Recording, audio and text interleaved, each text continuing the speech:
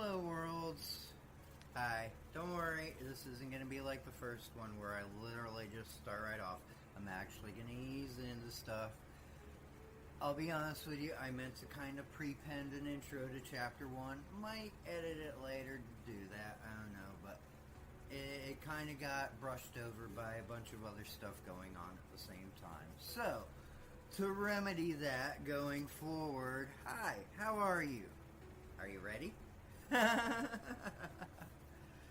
Okay, Art of War, Chapter 2. Waging War is the title.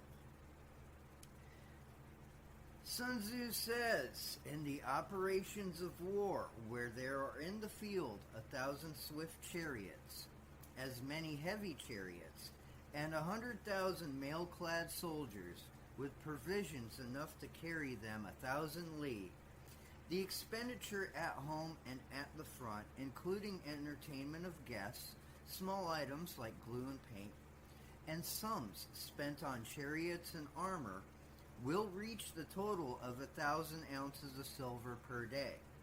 Such is the cost of raising an army of 100,000 men. When you engage in actual fighting, if victory is long in coming, the men's weapons will grow dull, and their armor will be damped. If you lay siege to a town, you will exhaust your strength. Again, if the campaign is protracted, the resources of the state will not be equal to the strain. Now, when your weapons are dulled, your armor damped, your strength exhausted, and your treasure spent, other chieftains will spring up to take advantage of your extremity. Then no man, however wise, will be able to avert the consequences that must ensue. Thus, we have heard of stupid haste in war. Cleverness has never been associated with long delays. There is no instance of a country having benefited from prolonged warfare. It is only one who is thoroughly acquainted with the evils of war that can thoroughly understand the profitable ways of carrying it on. The skillful soldier does not raise a second levy, neither are his supply wagons loaded more than twice. Bring war material with you from home, but forage on the enemy. Thus the army will have food enough for its needs.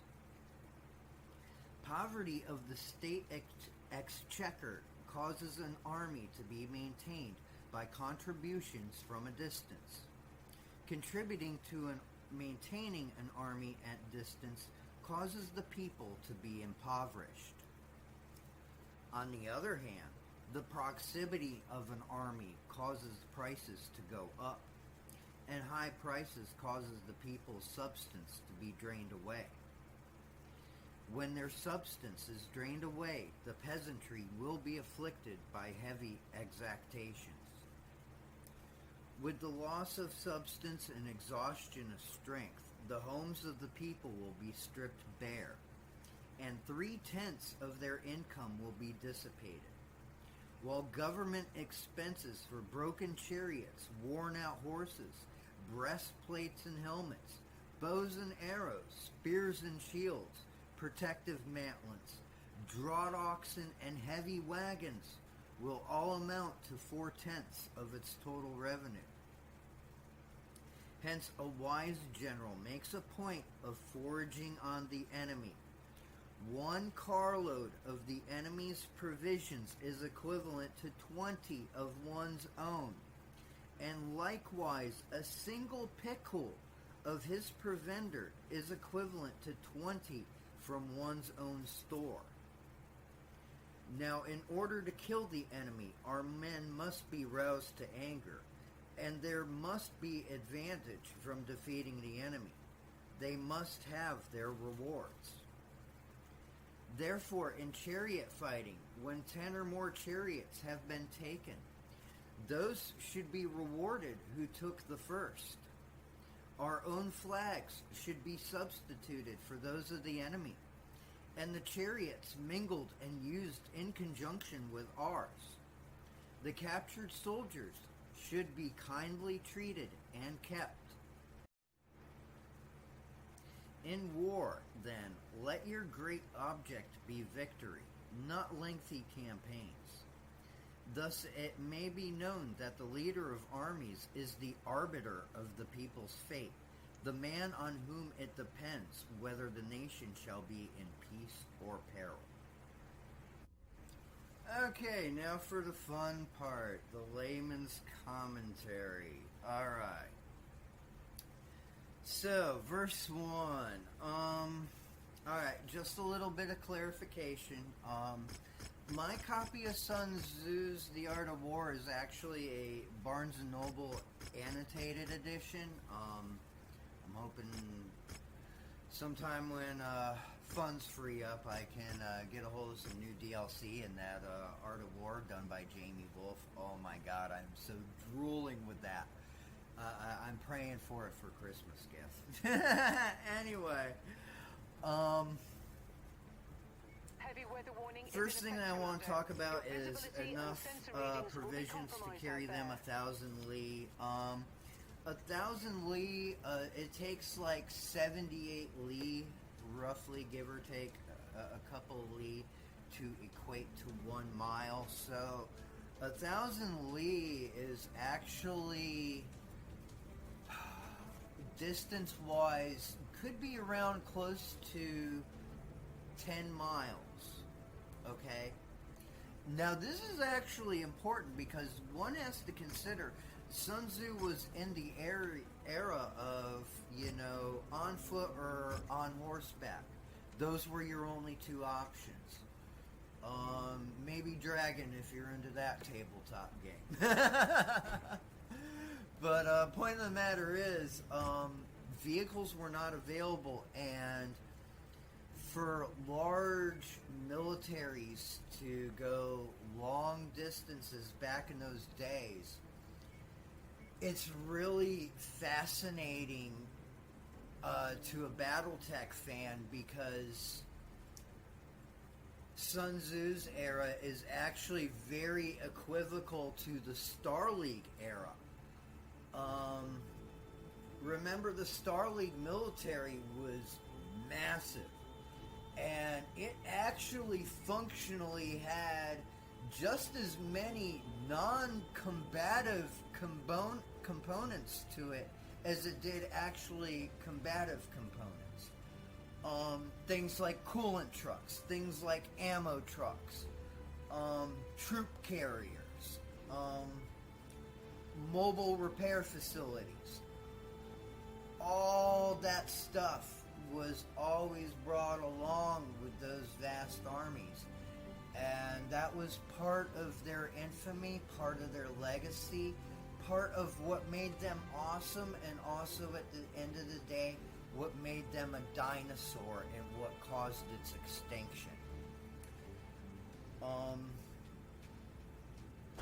So what he's really getting at here is, I could really sum up in one phrase that I've heard from another source.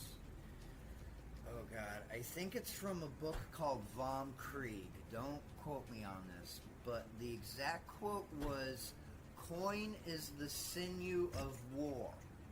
Okay? You cannot go fight somebody as a nation when you ain't got no money. Okay? Now, I invite you to analyze the costs of, say, repairing and maintaining a Javelin versus an Atlas. Okay? Huge difference. Alright? Why is that? Why is that? Our employer The Atlas wants us is to an disrupt assault mech. hostile forces' Alright? inter-system communications It is the network embodiment by of taking all out a those series of support satellite structures. The installations. ammo truck, The coolant ones truck, they want destroyed you have been know, marked on your on map. top of bringing This mass location is firepower. deep in hostile territory, Javelin- so expect heavy resistance. Correct me if I'm wrong, but if I remember right, there's some agricultural mechs that the Javelin was actually based off of. In fact of the matter is, too, the Javelin is ideal as a peacetime mech, and also in its role as a reconnaissance mech, it's not supposed to stand there and actually beat somebody up. It's just supposed to find that person you're looking to beat up. That's it. So, no matter what, there's an old adage in racing that applies in warfare too. Alright? Speed costs. How much do you have? And how fast do you want to go? In warfare costs. How much do you want to wreck? And how fast do you want to wreck it? Alright, second verse. Mech spotted. I'm gonna be honest with you, I'm gonna kind of take verses 2, 3, 4 and condense it all down into one talking point. Tango assigned. What's going on here is he's providing a point for something that he's about to say, and we'll get to that big point, and it needs to be spoken of, and it's actually a 1-2 combo. But what he's really getting at in these 3 verses is the fact of the matter is time is of the essence. Okay? When you go to fight, you don't want to fight any longer than you have to. Alright? In verse 5, this is interesting because it's a prelude to the next one, and the next one is the biggie that really capitalizes Enemy on this destroyed. previous few. But the line, thus, though we have heard of stupid haste in war, cleverness has never been associated with long delay. Okay. So this is interesting because in my version there's kind of a metaphorical debate carried out that I'm going to briefly touch upon too. Alright? We have heard of stupid haste in war. Alright. Okay. What is a good example of stupid haste in war? I'm going to start off with one of the best ones from Battletech Mech Warrior I can think off the top of my head. The song Blood and Cred by Stringstorm. Seriously, look it up. Alright? Part of the song, they're making fun of a guy for getting taken out by a locust. Alright? Now, I'm not going to gloss over the details, but I'm going to assume you're already educated. But the fact of the matter is, if you were to get taken out by a locust, that tells me one of 2 things. Alright? Target Either A, neutralized. you were very significantly preoccupied, Safety's or on. B, you were straight up blindsided. Because, let's be real, the locust, in the same vein as the javelin, it is not a combat mech. It is not supposed to be. That is... No. And you put that, you throw that thing into the front line, it's a guaranteed loss. Every time. Don't care who or what you do with it. Fact of the matter is, it only survives when it's actually doing its job, and it's doing its job prim and proper. And if it does its job prim and proper and actually engages the target, that target never saw it coming because it approached from behind or from a flank. Enough said. Enough said. On the move. Now there's debate. Okay, well, cleverness means we gotta have these long, elaborate plans. No, it does not. Cleverness means you have a good plan. All right? Is there such thing as a bad plan? Oh, if you have not already heard of the Good Idea Fairy, please Google that. Very, very fascinating military jargon right there. So, that is something to be weighed out in one's plans.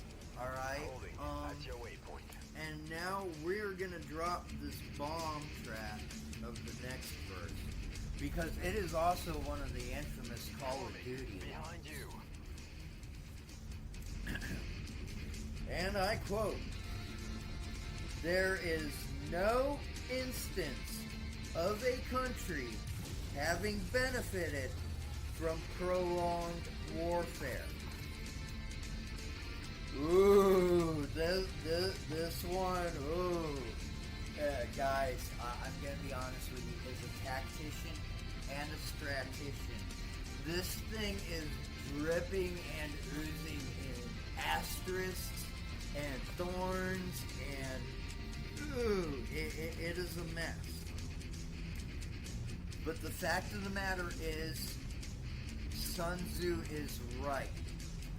And I'm going to give you the best example that I could give you that transcends On your every six. level. Okay? In mech-on-mech combat, what is the fastest way of putting down your foe?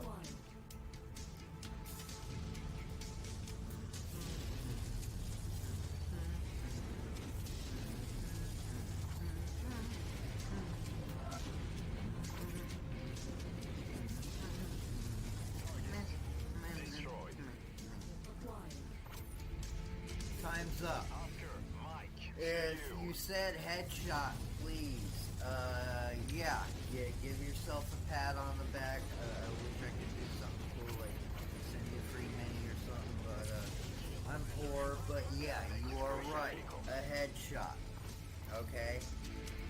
So when you're engaging a battle mech, and you're fresh and he's fresh, Target destroyed. the best thing you can do, if it's a good shot or it's an easy shot, is go for the head. If not, whatever you know is that mech's main weak spot armor-wise, or weak spot layout-wise, okay? Weak spot armor-wise, prime example, the Bone Stock Rifleman. You can punch through its back armor with one hit of almost any weapon. Seriously, look at the record sheet. All right. So if I'm going up against a row rifleman, guess what? That blood and cred locust is actually going to be coming into play. Yo. It'll actually be coming into play. Now on the bigger scale of things, my God, as a Gen Xer, this is so painful. I could actually, like, go back further and, harass the boomers for, the plights of the Vietnam War. But fact of the matter is, the Vietnam War was really just a symptom, not a cause. And it was seriously the beginning of the end for the doctrine of all military. Seriously. The last doctrinal shift that was as big as Vietnam was World War I, basically. And that was because we actually had stuff like, we had bolt-action rifles with smokeless gunpowder that could actually hit out to 1,000 yards. We had belt-fed machine guns that could mow down a crowd of 500 people in less than 30 seconds. World War I was when gunpowder really came into fruition.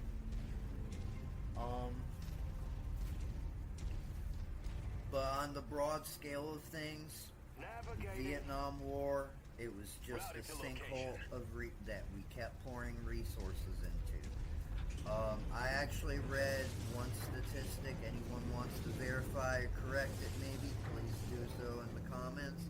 But the statistic was we actually dropped more ordnance by air, as far as just straight up unguided bombs during the Vietnam War than we did all of World War II in both theaters. the Pacific and European theaters, against Germany and Japan combined. So that's a lot to be dumping on just one country instead of literally what could be equated to 20, because you got to think the air campaigns of the Second World War were actually of quite expanded Repositioning. lengths and distances. Vietnam was actually much shorter and smaller and kept more firmly in a box. It wasn't as widespread, more focused and localized. But speaking of signs to come, look at our time in the Gulf, my generation, and the whole, Iraq sandbox issue from basically 1990 to 2010. On station. And that was really interesting because we got to see a lot of smaller doctrinal refinements, we went from rifles with a full 20 and 24 inch barrel to cutting them down to 16 and 18 inches. At requested location. Even shorter once in a while. The reason for that was because we were no longer fighting for vast tracts of land that were, kilometers long. We're now worried about going door to door. And that all led to evolutions that cost a lot of money. Evolutions that, sadly, military is kind of a coffin industry, just like aeronautics. There's an old saying, the FAA is a coffin administration. They don't change anything till there's bodies on the ground. Well, the military is the exact same way, sadly enough. Oscar And that Mike. is ironically going in two directions. So, the long story short of this is always try to end the fight as quickly as possible. Not just on the great scale of saving lives for future generations to come, On mark. saving As billions of dollars from just being poured into a hole with no rhyme or reason, Target acquired. On station. to literally just saving your skin when you engage that Atlas in a Battle Master, and it was only because you didn't know that Atlas was there. Remember, kids, left eyeball on that guy. Now, in my person, in this Barnes & Noble annotated edition, it came with a quote from a general that's one of my favorites. And it really drives home the whole essence of ending the fight as soon as possible. Alright? Think about this. Following. And I quote General George S. Patton on his speech to the Third Army on the eve of the Allied invasion of France, circa 1944. On mark. I don't want to get any messages saying I am holding my position. We are not holding a GD thing. Let the Germans do that. We are advancing constantly, and we are not interested in holding on to anything except the enemy's balls. Our basic plan of operation is to advance and to keep on advancing regardless of whether we have to go over, under, or through the enemy. We are going to go through him like crap through a goose. Holding. Verse 7. Oh my god. Target acquired. Okay. If I could properly channel the spirit of Sun Tzu to the point where any Battletech fan or MechWarrior fan watching this right now could actually feel a physical presence of a hand around their throat, drawing them into the screen, I would hope now would be the time that would happen.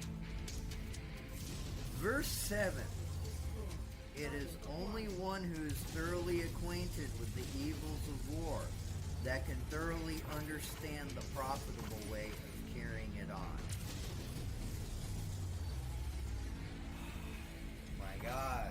Alright, attention mercenary mech warriors.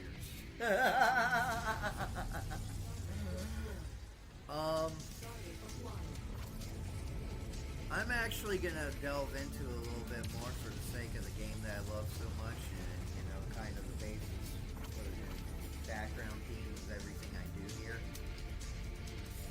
But the fact of the matter is, it also transcends reality. The fact of the matter is,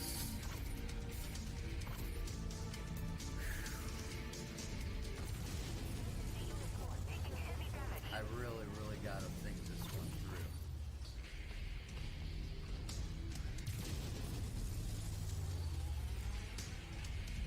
To be thoroughly acquainted with the evils of war indicates to me either A, boots on the ground experience, that's one way of obtaining it, but sadly the second way of obtaining it is undoubtedly best documented by merchants of death,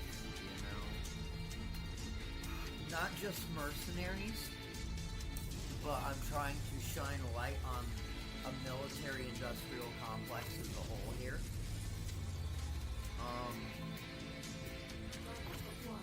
Let me give you a prime example.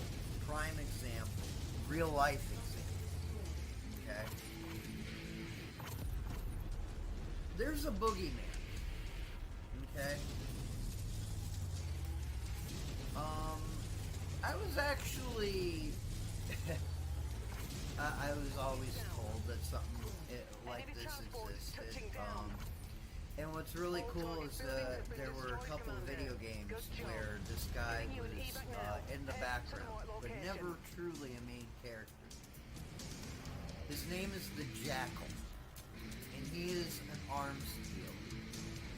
He is in fact the arms dealer. Okay?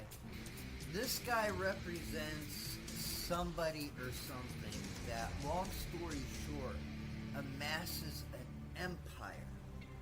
And the fact of the matter is, every conflict you hear about on the news, his guns are in this conflict. What he does by trade is he goes from war zone to war zone and picks up all the spoils of war, all the rifles that got dropped, all the ammo that got dropped. And think about this, it's going in deeper. We got food, we got clothes. One of the most harrowing things I ever read in a book. Oh my God.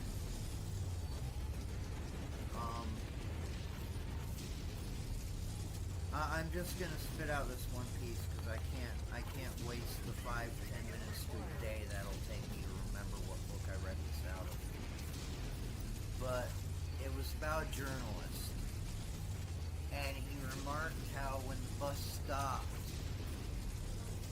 he looked down and he seen an 11-year-old. This was a kid wearing a tank top, basketball shorts, flip-flops, and an AK-47. And you know what this kid was doing? He was rolling over a body of a, oh God, it was some African militia soldier. But he was part of a legitimized military. And he was taking the boots off of the soldier so he could put them on. Okay?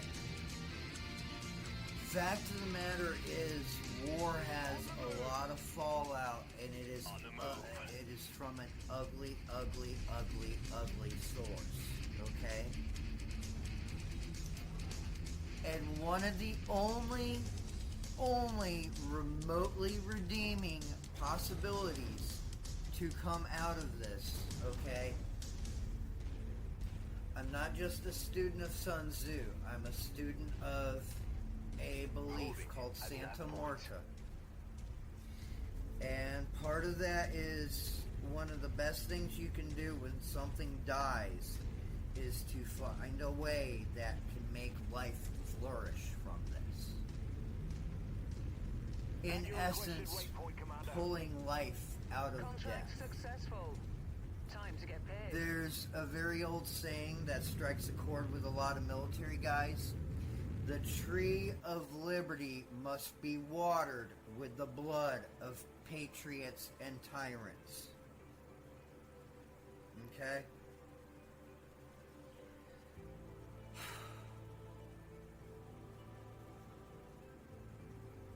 I really hate to say it, but if you wanted any real life good examples of the kind of mindset and the kind of stuff that goes into that, look up the Blackwater privatized military company. They're no longer around, but fact of the matter is they are. Just probably under a different name. Oh, I know they're under a different name nowadays. Actually, I think there are like 2 or 3 companies nowadays with the profit margins they were getting. Anyway, continuing on. And also look up the, oh god, it was Dick Cheney's outfit. Halliburton. Oh my god, I feel like a bleach shower just bringing that name up. Anyway, now for the gamers and the mech warriors, one of the soundest strategies that I can give to you is you are one of the few times and places as a mercenary where you can benefit from prolonged conflict, and that's just literally hopping the fence every, mission or two, spend one round on one side, spend one round on the other. I definitely ground the hell out of a lot of Armored Core games that way. And I was able to milk time for money. And once again, coin is the sinew of war.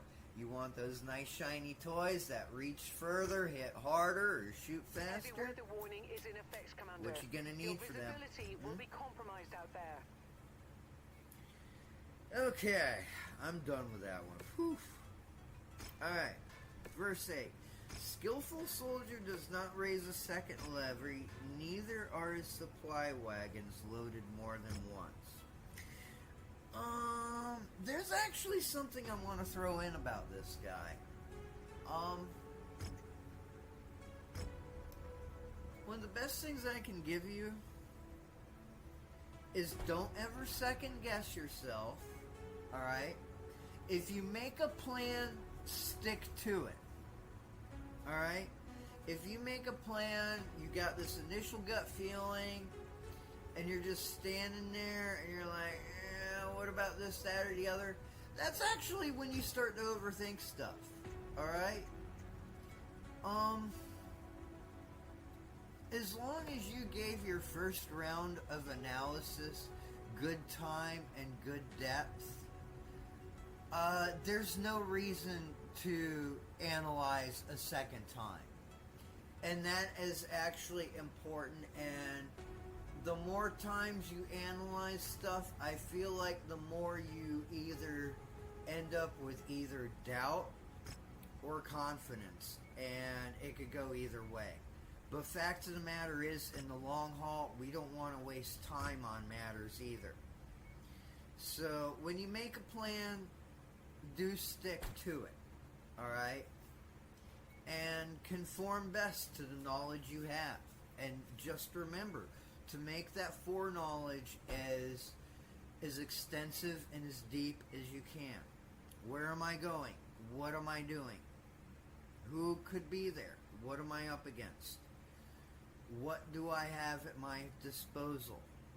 Those are 4 core points to look at every time before your mech's feet hit the whatever. Alright.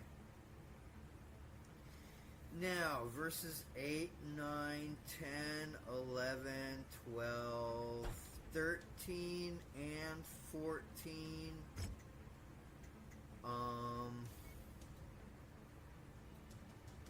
I tell you what, I'm not going to gloss over them individually because this is kind of like another verse 6 situation.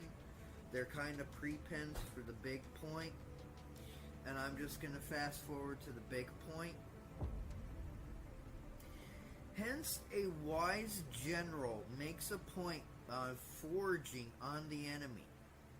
1 carload of the enemy's provisions is equivalent to 20 of one's own. Likewise, a single pickle of this provender is equal to 20 from one's own store. Alright, This bounty is only payable if we bring the entire group to justice. This one, So you'll okay, have to there's search the area and a ensure series that of everyone what I on call our list is Sun found Tzu's and dealt epiphanies. with They're like before we can stuff pack it that in. really stood out and struck me. And this is actually one of them, okay? I want to point this out, alright? I want you to think about the next time you go to the store, alright? I want you to pick something up. Pick anything. Alright? Read the label. Where did it come from? Because chances are it didn't come from anywhere near you. Alright? I live in the southeast geographical U.S. Alright? Enough said there. Fact of the matter is, when I buy potatoes, California, Idaho, Enemy vehicle Montana, Wyoming, when I buy certain fruits, California, Texas, Mexico, dear Lord, it is a curse Tango down. nowadays. But look at all the stuff from India or China or even Canada, and Canada is considered the closest to that example, along with Mexico. Think of that object and think how much gas it took for that object to get from the factory to your hands at that moment. Holding at your waypoint. Think of how many people that had to handle that package. Think of all the machineries that had to handle that package. All this stuff consumed energy and resources of a wide variety and scale. Okay? There's an interesting note in my version too that says it took literally about 20 carloads of supplies to get 1 carload of supplies. That 1,000 leave. Okay? It took all that food, took all that variety of fuels. You gotta cook your food, right? Chances are you're gonna want to leave the fire going, you know, just to keep the animals away too. You know, these were very different times. But fact of the matter is, a lot of resources need to be expended for the resources to actually reach you wherever you are or may be. Target acquired. Okay? I'm also going to point out that in game-wise, one of the greatest things Heading to available here location. is the salvage. Okay, you can make vast armies with spending very little compared to what a standing country would at least do by just being good and always going for the salvage. I'm showing nothing on scopes that can be identified as our And what I targets. mean by being We'll have to move good on to the and next always point. going for the salvage is, remember, taking those mechs out of the fight as quickly as possible. This is to preserve what you have in the meantime. And hey, if you get that headshot on that brand new Hunchback, and it only takes you a week and 250,000 C-bills to get that bad boy up and running under your flag, whoo, that is a win, isn't it? That is a win, isn't it? Kiev for some of you clan kids. Enemy destroyed. But yeah, treat your supplies and treat everything you need to survive with the due respect it deserves.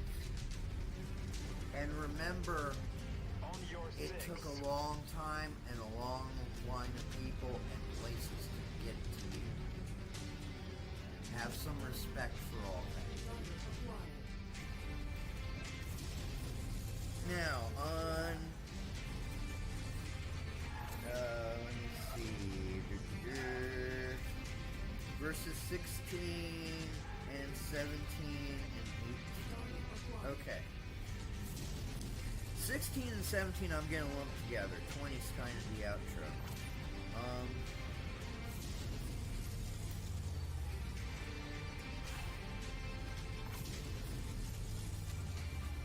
This is a prime example of what I was talking about in salvage. I mean, oh my god, guys. Sun Tzu took salvage chariots and intermingled them with his own. Alright? Take battle mechs and intermingle them with your own. It's really sick and disgusting. But go back to the 12-year-old Diamond Militia, Blood Militia kid, you know? Pulling the boots off the actual militia soldier.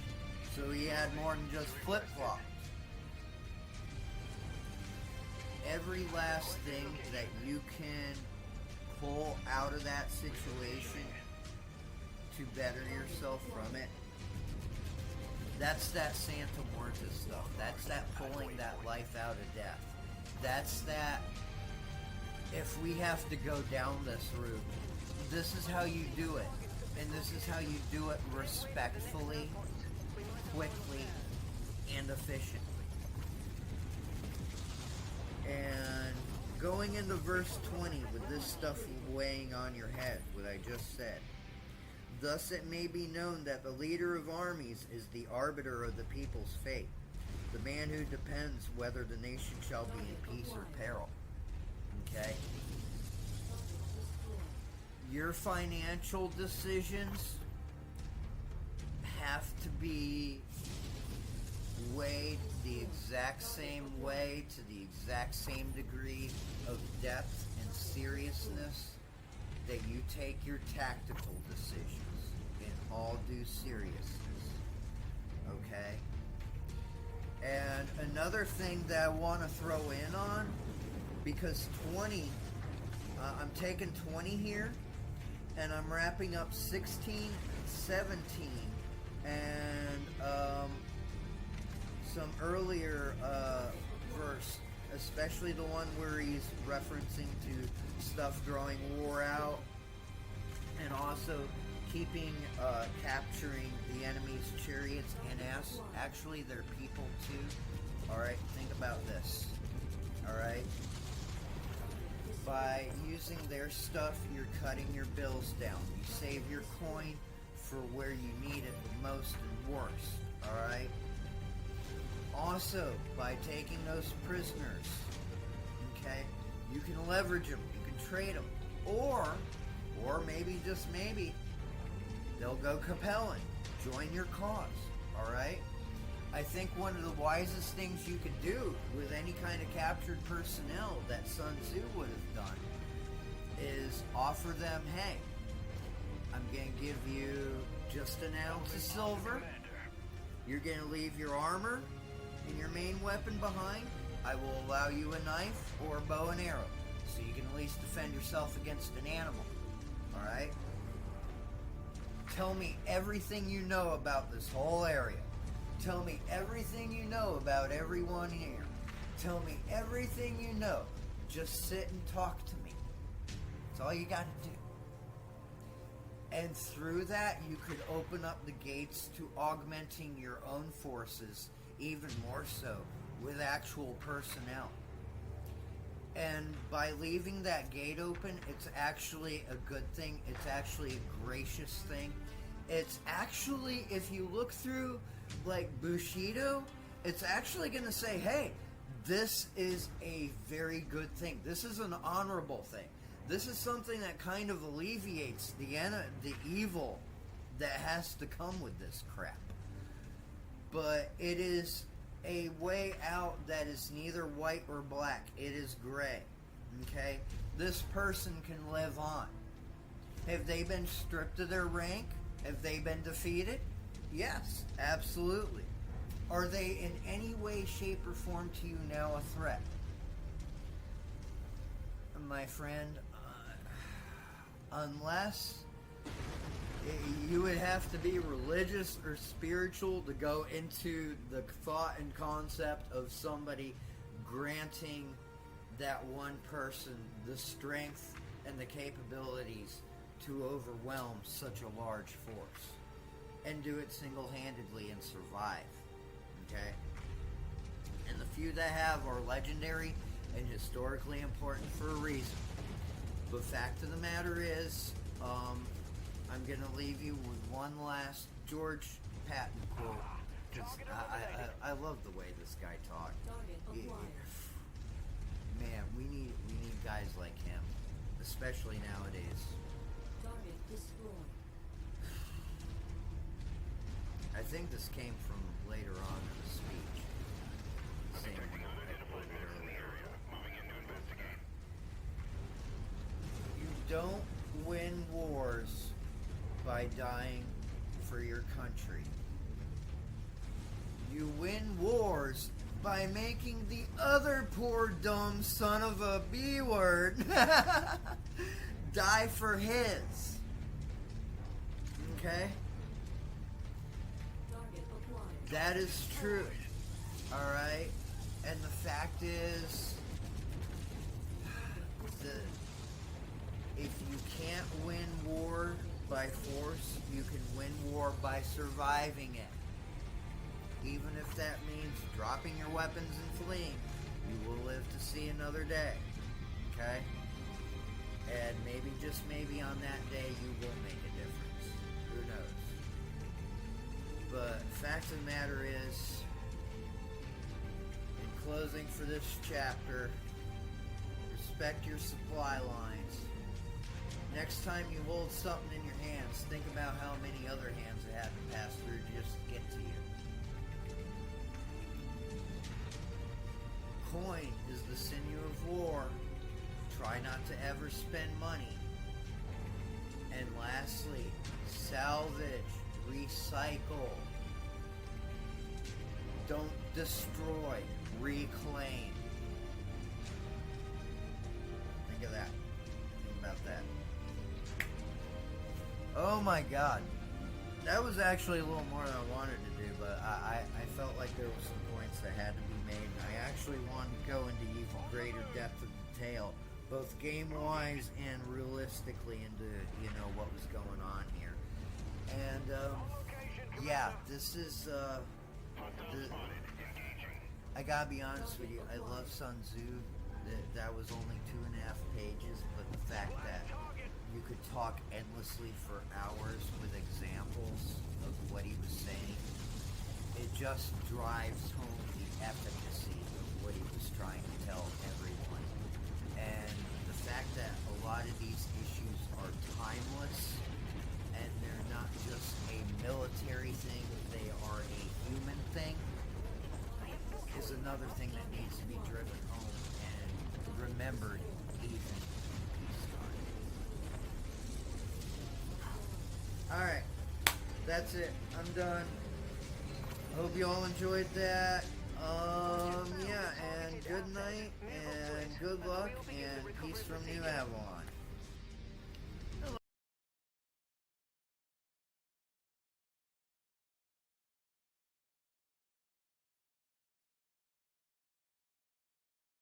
That's close enough. Ready to start pickup operations.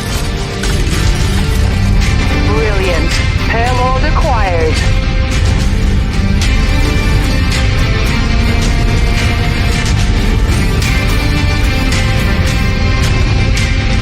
New target, Globus.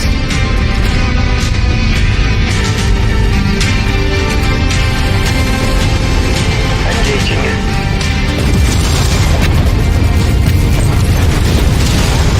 Second floor critical.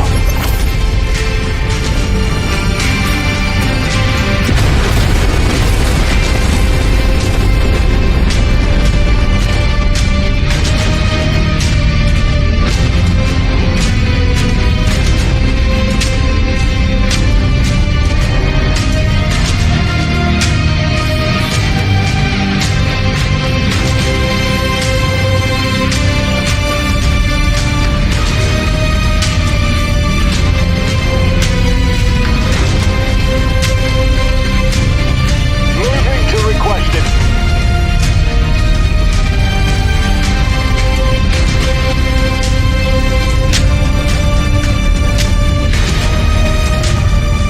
Heading to location.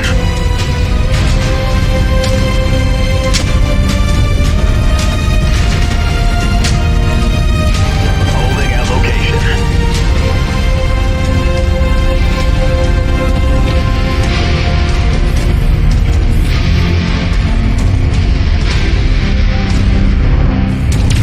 Enemy destroyed.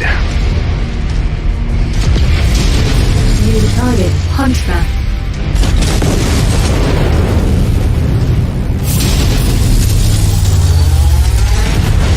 Forming on you.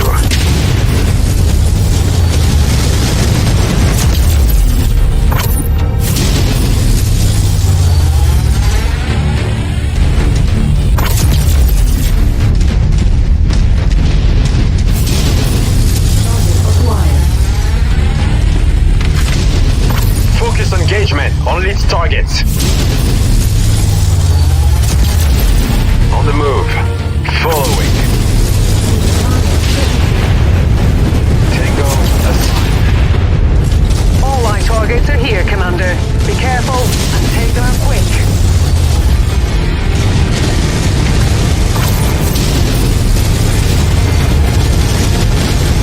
New target, Griffin.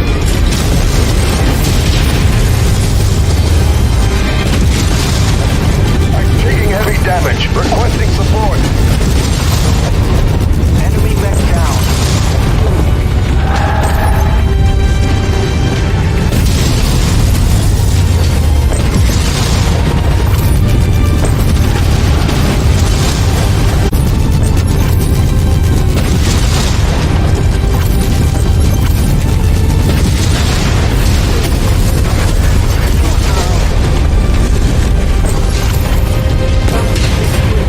Target acquired. Target acquired.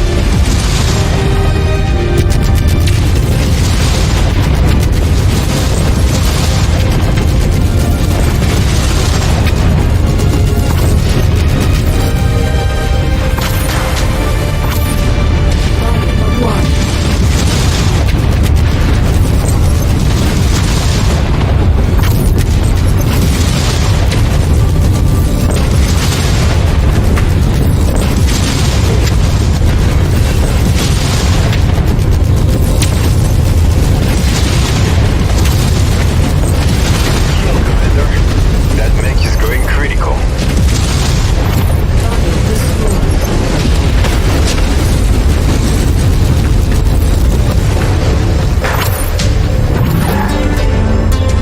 Target acquired. Target destroyed.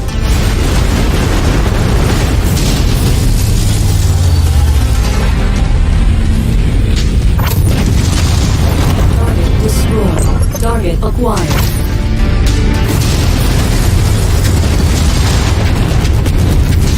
Critical structure damage. Component lost.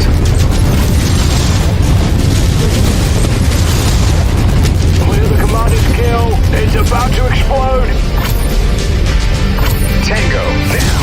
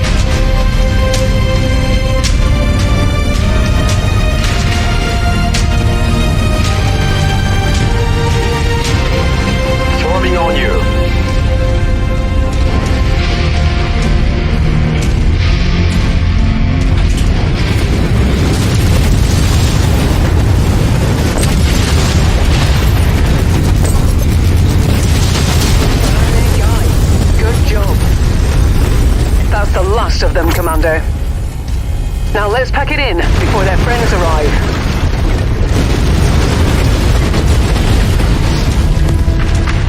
Target acquired. Target destroyed.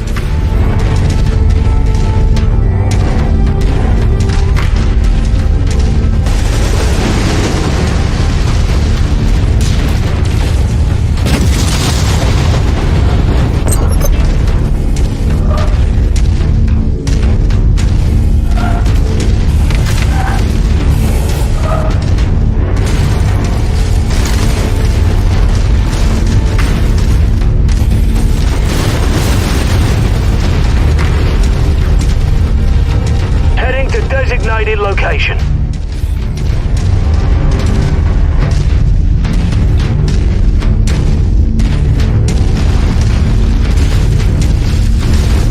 Nearly there, Commander. Approach the hidden object to pick it up.